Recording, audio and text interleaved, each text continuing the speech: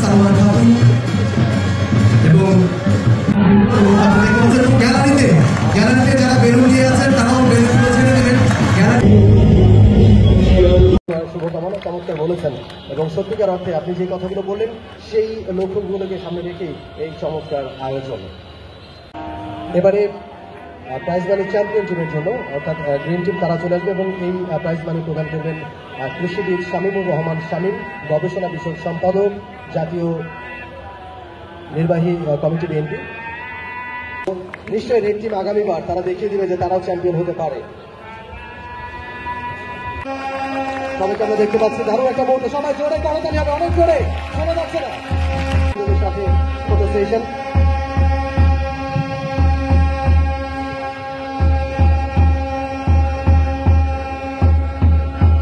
দেওয়ার জন্য দারুণ একটা ম্যাচ খেলেছে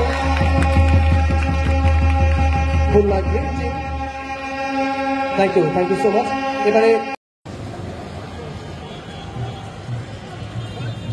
সালমা খাতুন এবং